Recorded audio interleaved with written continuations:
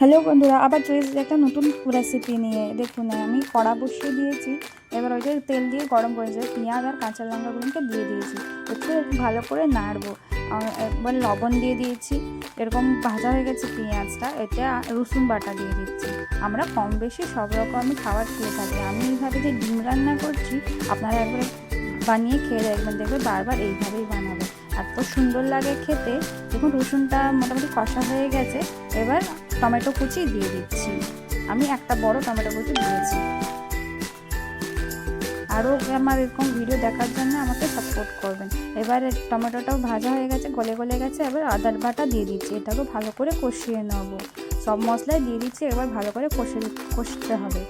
একটু ভালো করে কষা হয়ে গেলে একটা মশলার পেস্ট বানিয়ে রেখেছিলাম, যেমন লঙ্কা গুঁড়ো, হলুদ গুঁড়ো আর কাশ্মীরি লঙ্কা গুঁড়ো, ধনে গুঁড়ো, জিরে গুঁড়ো সব একটু জল দিয়ে মিক্স করে রেখেছিলাম। সব মশলাগুলো দিয়ে ভালো করে কষাতে হবে।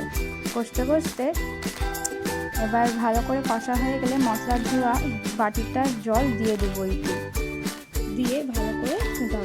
জলটা দিয়ে এবার জিনিসটাকে ভালো করে মিক্স করে নিচ্ছি। জলটা ফুটে উঠেছে, ধনে পাতা দিয়ে দিচ্ছি। আমার আরও এরকম ভিডিও দেখার জন্য আমাকে সাবস্ক্রাইব করবেন, পাশে থাকবেন, ভালো লাগলে লাইক করবেন। এরকম মশলা দিয়ে টমেটো সব কিছু দিয়ে দিয়েছি। এবার একটু জল দিয়ে দিয়েছি। ভালো করে গরম মশলা দিচ্ছি, একটু লবণ আর চিনি দিয়ে দেবো পরিমাণ মতো। এবার চাপা দিয়ে ওটাকে ফুটিয়ে নেবো। ফুটে গেলে গ্যাসটাকে ফ্লেমটা অফ করে দেবেন। অফ করে দিয়ে তারপরে এইভাবে কাঁচা ডিমগুলোকে একটা ফাটিয়ে আস্তে আস্তে করে ওই ঝোলের মধ্যে দিয়ে দেবেন, গ্রেভিটার মধ্যে। দেখুন, আমি 4টে ডিম দিয়েছি। আপনারা যেমন বানাবেন তেমন গ্রেভি বানাবেন। এইভাবে দিয়ে গ্যাসটা ফ্লেমটা বন্ধ করে দেবেন। তারপরে ওর উপরে একটু লবণ আর কাশ্মীরি লঙ্কা গুঁড়ো ছড়িয়ে দেবো। দেখুন, লবণ দিয়েছি ডিমের মধ্যে।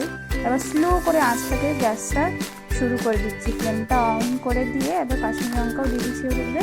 এবার 10 থেকে 15 মিনিট চাপা দিয়ে সেদ্ধ করবেন। একদম স্লো ফ্লেমে করবেন, তাহলে তাড়াতাড়ি ভালো সুন্দরভাবে ডিমটা সেদ্ধ হয়ে যাবে।